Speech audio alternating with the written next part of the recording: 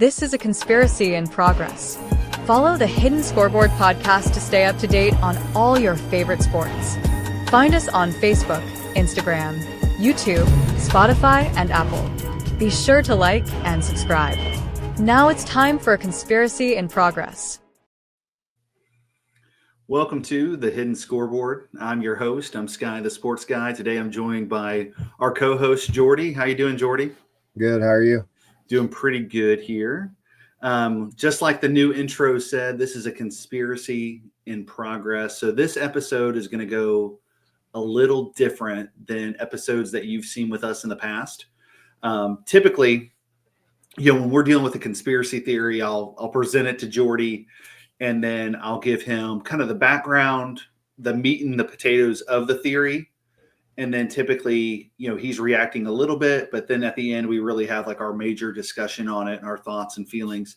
This is different because this is something that's going on right now. And the difference is, a lot of this other stuff we cover, the information's been out there for 20, 30, 40, 50 years. This is something that's going on right now. So I'll just jump into it. Have you heard the conspiracy theories behind the Luka Doncic trade?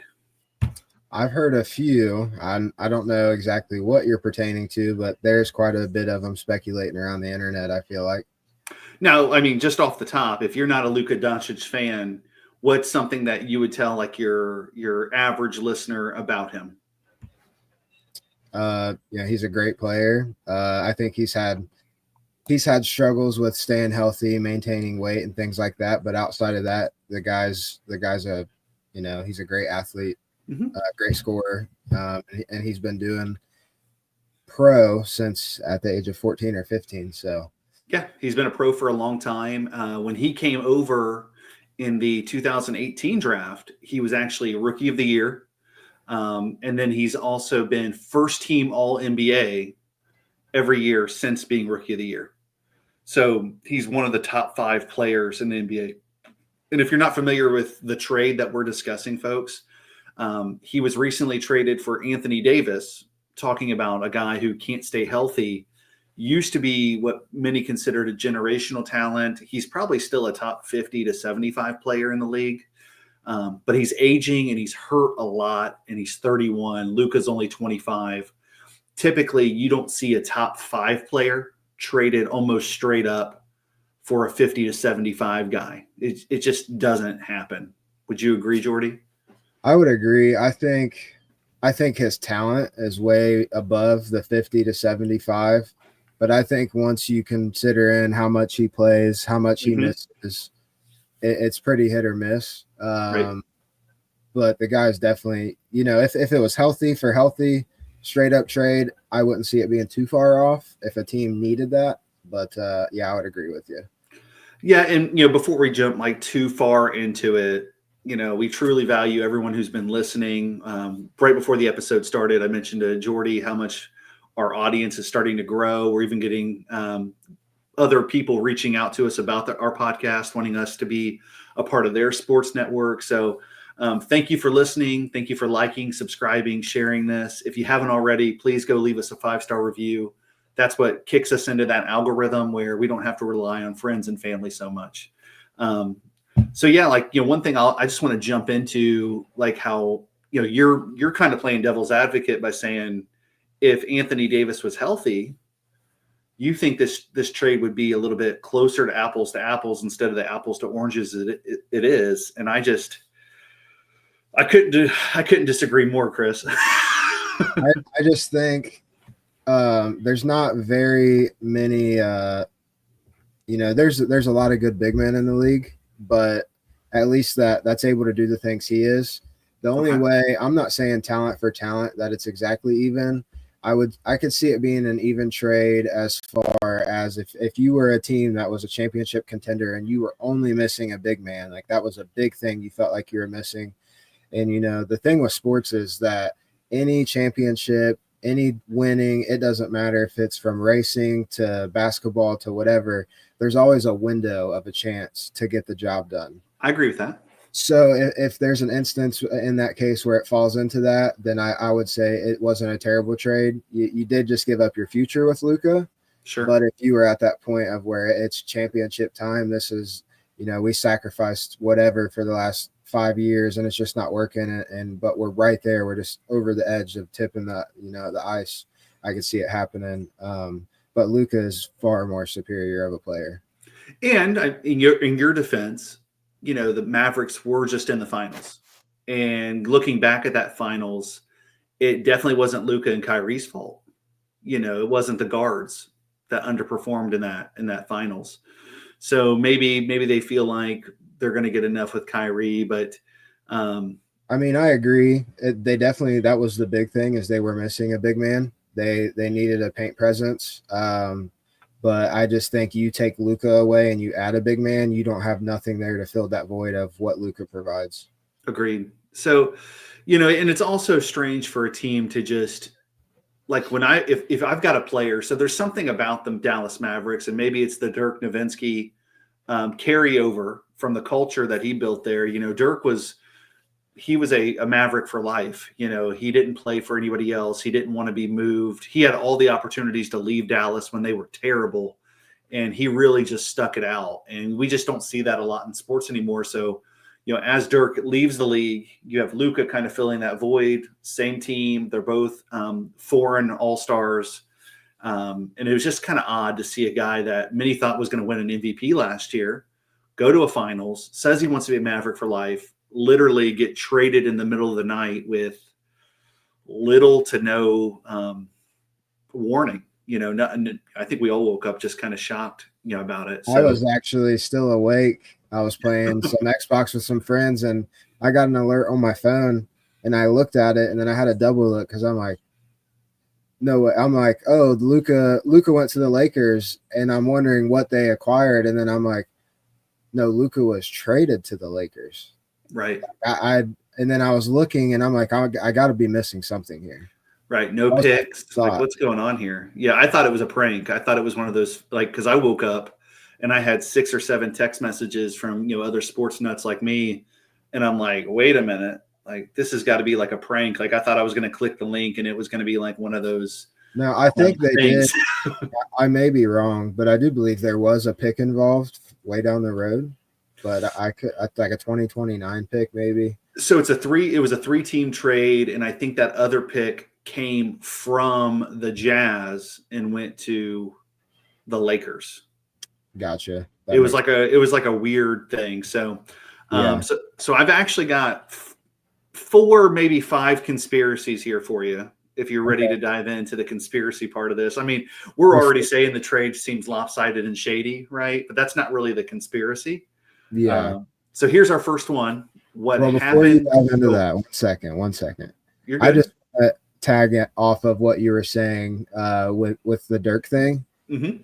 I think Luka really soul-heartedly felt he was going to have that Dirk career. Mm-hmm. That was going to be his forever team. To the point of a week before he was traded, he went and bought a $7 million home in Dallas, if you didn't know that.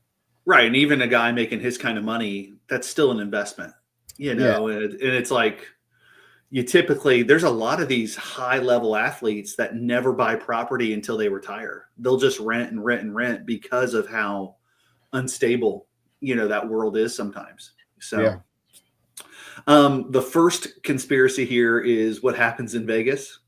So I think this is like the most compelling theory, which kind of reads like a plot from like a movie or a TV show.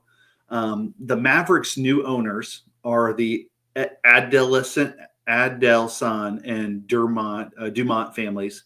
I apologize, folks, if I said that wrong. But they didn't buy a basketball team because they love basketball. They bought a basketball team because they love casinos. So they actually run the Las Vegas Sands Corporation, and they've been trying to legalize gambling in Texas. So they've hired almost every lobbyist in Austin. These are all things that you guys can go out and fact check that are actually, I went and did some research on this. So they've hired almost every lobbyist in Austin, Texas, and they're making just like giant political donations left and right. Unfortunately, it's not working because Texas is such a conservative state. So by them buying the Mavericks, they're looking at that as leverage. So they trade away Doncic, and essentially they guarantee um, that they're not going to win as much. That their winning is going to decline by making this trade. And they're not going to have a superstar to rebuild around because they don't have draft picks. Anthony Davis's contract is going to be expiring. Kyrie's contract is going to be expiring. Klay Thompson is old and broken, and I love Klay. I mean, he's one of my favorite shooters of all time. But fall off has to be studied, right? But you just can't rebuild with him. So there's no draft capital because of the trade, and everybody's going to be kind of getting expiring contracts and getting shipped out. If this sounds familiar to anybody, this is kind of what happened to the Seattle Supersonics when the new ownership went in. They moved Ray Allen, they moved Rashard Lewis, they started moving Gary Payton, they moved all of their all-star pieces, and it was very easy to get the team to OKC. So that's kind of like the first thing where I feel like that might be legit. They want to move the team to Vegas. They're threatening to move the team to Vegas essentially and get rid of their superstars if Texas doesn't legalize the gambling, because they want to have gambling in the stadium. I mean, I think that there does need to be a team in Vegas. I think that all of that makes sense, except for it being a franchise like the Dallas Mavericks. It's just so hard to bite around. All the teams you could move, you could relocate, you could extend. Yeah, Dallas is one of the biggest market teams. You think if you're going to move somebody, it'd be like the Hornets again, But like you said, if they fall into that spot where they're struggling, what is there to lose, Right. And especially if these people make money in Vegas, typically if you're buying an NBA team or a pro franchise, you're already a billionaire. Yeah. Right. So, unfortunately, it is a business. You're almost guaranteed to make money as a team owner. I mean, these franchises make money. That's why they're valued so high. So like for them, if they're gambling people and they go, well, I don't think they're in love with basketball. At the same time, like you said, maybe they thought in the moment that was going to be the best thing for the franchise is to go after Anthony Davis, which hard to believe. Yeah. And I mean, they've said speculations of the owner just felt like they want to start fresh with their guy, and Luka wasn't their guy. And I mean, it was to the point that even, I don't know why I'm having a blank, the old Mavericks owner, Mark Cuban came out on a podcast or whatever and was like, I was asked why, and I just said, I don't know. Right. He was that confused that it didn't make sense to him. So what most people don't know about him, and this isn't even getting into the other parts of the conspiracies here, but so he traded away his majority stake. He still owns some of it, and the idea was for him to stay on as a consultant. And he's quoted on saying that, one, he wasn't consulted about the trade, and two, that he didn't understand it. So yeah. I just don't know why you wouldn't even like nudge your old owner and go, hey, bro, what do you think about this? Yeah. I even said I had seen something where he quoted he was like, if somebody said it's Luka or your marriage, what would you do? And he was like, I would be calling a lawyer, because he's like that loyal to Luka, which I think says a lot in itself. Well, and he's loyal to a lot of the players who were there. He's had interviews about, talking about how hard it is to actually trade a guy. Yeah. And then, that maybe makes you wonder why the Mavericks struggled for so long, why he owned it, because it is a huge market team. Texas is a very good state for income tax. There's a lot of players that go play in Miami or Orlando for that. Well, Texas has those same things available to them. So who knows? Absolutely. Speaking of a state and city that's not great for income tax, the conspiracy number 2 is Los Angeles Lakers above all. Okay. So I want you to think about the history of the NBA here, Jordee. The Lakers have almost managed to land a generational superstar every single era of basketball. I would agree with that. You know, they got George Mikan from the Minneapolis Lakers. They moved the team to Los Angeles. Yep. Then you have Jerry West emerge along with Wilt Chamberlain. Jerry West leaves. Wilt Chamberlain kind of hangs around. And then you have Magic Johnson and Kareem. Yep. You know, and then there's a small gap there where you got Michael Jordan.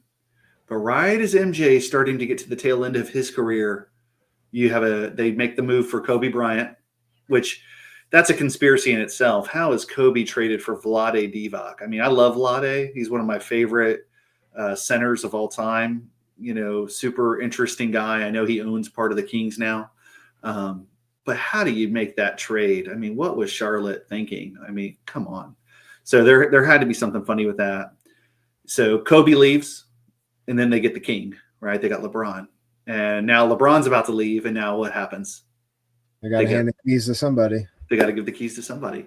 So that's more of a league conspiracy, and it makes you wonder, you know, obviously these are franchises. These teams are franchises, but how much of what a franchise does is actually dictated upon what the league is doing. So I've got a quick video here of Adam Silver actually reacting to the trade. And I want you to pay attention, Jordee, to his body language, the way he says things. And I just want to get your reaction and see if it's the same as mine. Is that cool? Yeah, absolutely. Okay, here it is. So let me begin by saying, and I said this already, I was surprised when I heard about the trade. I did not know that Luka was potentially a player that was about to be traded. That was news to me. I followed it like a fan from that standpoint. And I've said before, that's the kind of confidential information that's generally not shared with the league in advance unless a team is publicly shopping a player. And as best to my knowledge, that's not what happened in the case of Dallas and Los Angeles. And in terms of anger at the fan base, I'm empathetic. I understand it. I mean, Dallas was in the finals last year, and I've also said this before. I like Luka very much. I've known him since the day I actually met him before he came into this league when he was at Real Madrid when we were over there, you know, playing a preseason game. And it seems genuinely, you know, truly authentic that he was stunned and disappointed. You could see it in his body language. You know, having said all that, I also am sympathetic to the Mavericks organization. I mean, I've known Nico Harrison for a long time from his prior tenure at Nike, and I've gotten to be close to Patrick Dumont, our new governor in Dallas. I can say one thing for sure: whether or not history will ultimately judge this as a smart trade, they did what they thought was in the best interest of their organization. I have absolutely no knowledge or believe there were any ulterior motives. There's no doubt in my mind that the Dumont Adelson families bought that team to keep it in Dallas. You know, I have no doubt whatsoever that they're committed to the long-term success of that franchise. And in terms of the Dallas fans, all I can say to them is, again, time will tell whether it's the smart trade, but I think they should believe in their organization. Their organization truly made a trade that they believed was in the best interest of the organization. And in many cases, again, doesn't mean they were right or wrong, but it's very difficult to put yourselves in their shoes. I mean, they are living with a situation. They have a philosophical belief on what's necessary ultimately to win championships. And I'm not in a position to second guess that. What's your reaction to that? So how fresh was that the next day, I'm assuming, or? That was about a week after the trade. Okay. And the question that was asked to him that I cut out of that clip for time, because that's one of the longer clips I've played on our show so far, was like, what was his reaction to the trade and what was his feeling towards the Dallas Maverick fans? So I got you. Pretty long-winded answer, but I get it. You're the commissioner. I think that's the one thing I was going to say. It feels like he said a lot. It feels like if you had to give a answer, even if you knew something, that would be the answer you would give almost, you know, to kind of play it kind of dumb or, but maybe he truly didn't know. It's just weird that you wouldn't know something of that Yeah, like you're probably friendly, or if not friends, with these owners and these GMs. You're the Yeah. commissioner. Yeah. It's your job to know and manage what goes on in the league. And you're like, I was as surprised as everybody else. Yeah, right. Yeah. I'm just not buying it. And then he kind of had what's called a Freudian slip, where you start talking about something that you weren't even asked about. That's the next thing I was going to go into. Mm-hmm. It was just like, yeah, nobody even brought up the fact of why they bought the team, then moving the team, then, and you just kind of went on it and you kind of rambled with it for, a few sentences to go. Do you see his body language too? When he's talking, he's almost like chopping wood with his hand. He's Yeah. like really doubling down on all of his statements. Yeah. That reminds me of a certain president who did not have sexual relations with that woman. Yeah. So I'm not saying that Adam Silver is a complete liar, but there's no way that was 100% the truth that I just heard. There's just no way. I don't believe it. Yeah, I don't believe it either. The next part of our conspiracies here. So conspiracy number 3, and this was something that that was in the research I was doing, but also I thought was interesting about the Mark Cuban angle. Like I mentioned, most of these teams make money. No, like once you own a team, you're making money. It's almost like, why would you ever sell your team? So I believe, Jordee, that a lot of the money that's being paid to these players now is coming from the TV deal. Okay. I believe that we're in the television bubble. You remember the housing market bubble in 2008, where because I was like 10, but okay. Well, I had just graduated, and literally me and my family got foreclosed on. We were a part of the bubble where they were loaning money to all these people. They're giving them all this money to buy these houses. They bought the houses. The mortgages on them were bad deals where they ballooned up because the home values didn't match the mortgage payment. So your payment got higher and higher and higher and higher, and eventually couldn't make the payment anymore. Well, I'm telling you, I think the NBA is going to have the same thing happen with all this money that they're on these contracts that they're paying the players based on the TV deal. And I think the TV deal, I think TV is going away. I mean, I'm a diehard sports fan, and I can barely sit through an NBA game. Yeah. The last full NBA game that I watched that was not a finals or a playoff game was when LeBron James set the scoring record. That's the last full game I've watched outside of playoffs. And, not that I won't tune in for a quarter or two, or if I see it's a close game, like click on the last 5 minutes or something.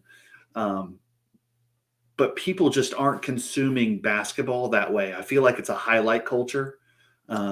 It's something that's hard to indulge yourself in, I feel like, anymore. Right. It's a long game too. And then like I click on in the morning, I'll get on YouTube and I'll watch like Cavs highlights or, whoever I'm wanting to watch. Right now I'm pretty heavy on the Thunder. So, but I mean, just for me personally, growing up, I was never big into college basketball. I always loved the NBA more. I would die on that hill saying that. But as I've gotten to where I'm at now, I catch myself watching college basketball games because they're more entertaining. They are more entertaining. Yeah. And I just don't get that with the NBA anymore. Yes. Like the regular season's kind of become a joke. I mean, we just seen it in the All-Star game. So here is some stats about the ratings. And this is ESPN reporting this. And I imagine if I'm ESPN, people are watching on my network, I probably want to make myself sound better than what I am. Yeah. I don't think it's far-fetched. But they reported a 28% decline in viewership, while other sports like the NFL posted their highest viewership. Yeah. Essentially the 2015 World Series saw their best numbers, or since the 2015 World Series. Baseball's gotten better numbers now.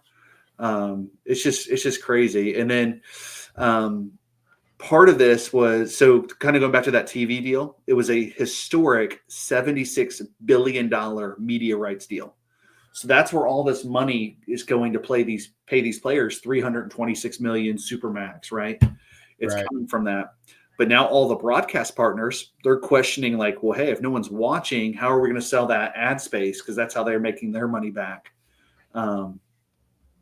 So another thing, the last 4 seasons have produced 4 of the 5 lowest rated NBA finals in the past 30 years. 5 years, 4 of the lowest finals in 30 years. Yeah, I could see that. I mean, just me personally, I haven't been that invested in it over the last 4 to 5 years now that you mention it. The league has dropped 48% of its viewership since 2012. So, part of, I think, going back to the last conspiracy theory I just presented, where Luka to Los Angeles no matter what, I feel like the league, Adam Silver, said, hey, sorry, Dallas, your new owners, welcome to the good old boys club. We're going to take care of the Lakers and we're going to take care of this TV deal. Yeah. And we're sending Luka to the Lakers so we can get the ratings back up, because the Lakers in the playoffs is good for business. Yep. I was kind of hoping you were going to lead into this one, because that was the one conspiracy I'm pretty sold on. Mm-hmm. So I like this. Now, just question on the viewer ratings. Do you feel, obviously with having as many games as they do, I think plays a factor in sure. a lot of stuff. Yeah, it's like baseball. I'm not going to sit through 160 games in baseball or 80 games in basketball. That's what makes the NFL king, is almost every game means something, almost. Absolutely. The thing I was going to go with on that, though, NFL has, for the most part, you can tune in and you can watch a game on ABC, Fox, your basic cable channel packages that cost nothing. Sure. I feel like we're in a age now where a lot of people don't even have cable anymore. They rely on streaming services. Sure. So I wonder how much of effect that has, but in that same breath, it doesn't seem to affect the other sports. Well, the NFL is kind of ahead of it, because they've been getting their product on Amazon and Netflix, which personally I hate, and it's frustrating because like you said, I would rather just click on Fox 8, on cable and go for it, but I don't even have cable anymore. Right. So I pay for like a streaming service such as YouTube TV. Not a sponsor, but if you guys want to sponsor a show, just let us know. Just comment below. We'll get well, as a fan, it's frustrating because, me, I want to drop my cable package. Why don't I? Because I'm missing the only thing. I don't indulge myself into TV that much. And if I do, the entertainment I enjoy is sports. That's the only reason I have that around. How many people have dropped it off because they need to save an expense? Yep. And that's where you view your sports at. Right. And I think the other problem is with the viewership, and this is no knock on teams in the East, but the teams in the East are just not as interesting as the teams in the West. I mean, you've got LeBron James, who's the current face of the league. Okay. Luka is out there, who we're talking about today. Victor Wembanyama, young superstar, just went to the Spurs. The Clippers, the little brother of the Lakers. I mean, at one point here, they had Paul George is a 76er now, but the last few years, he's been a Clipper with James Harden and Kawhi. I mean, people had a big expectation for that team. They didn't meet that because you have so many of these great teams out West. Well, we live on the Eastern Standard Time here. I'm not going to watch a game at 10 o'clock at night. I got to be up at 5 a.m. Right. I'm not doing it. It doesn't make sense to me. So I think that's part of it too. Coincidentally, how long has LeBron James been a Laker? What? Past 5 years? Yeah. Coincidence? I think not. So. Yeah, I think there has a lot to do with getting that primetime slot is huge, and for the East people, the primetime slot for us would be 7 o'clock, because that game's going to go on until 10. Yeah. So if you try to catch a game that starts at 10, you're up till 1 in the morning.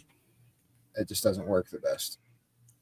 So the next conspiracy here, or at least piece of evidence that this is a conspiracy. So this next one, I think it's more evidential than it is the conspiracy itself, is the person who's took most of the blame for this trade is the Mavericks GM, Nico Harrison.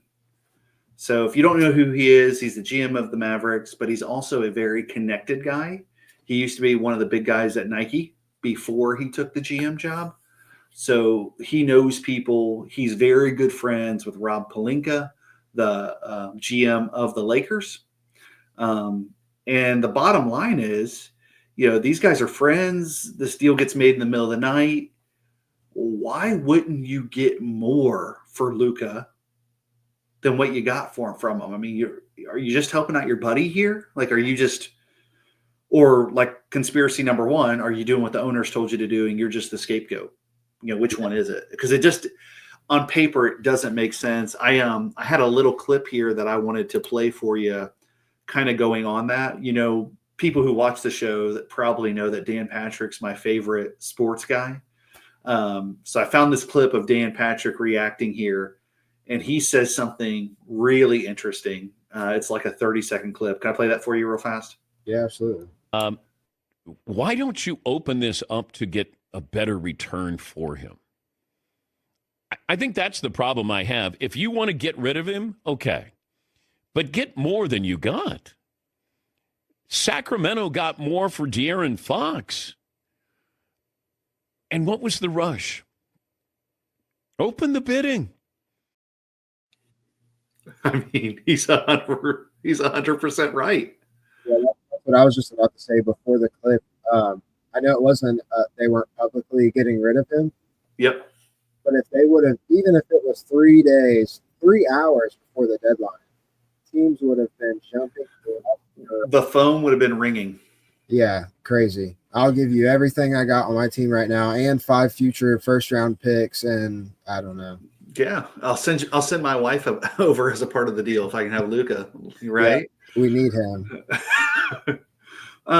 So those are like kind of the four big conspiracies or pieces of evidence with this. Like we said in the episode, as far as the intro, this is what I consider a conspiracy in progress, because I don't think we're going to get the full picture until it's been a couple years since the trade. I think that's when you'll start to slowly see these pieces move together and become something. I want to, before we jump to the end here, I want to go back, and I didn't want to say anything because I didn't want to get ahead of anything you were already saying, ruin anything there. The television thing, that's what I feel.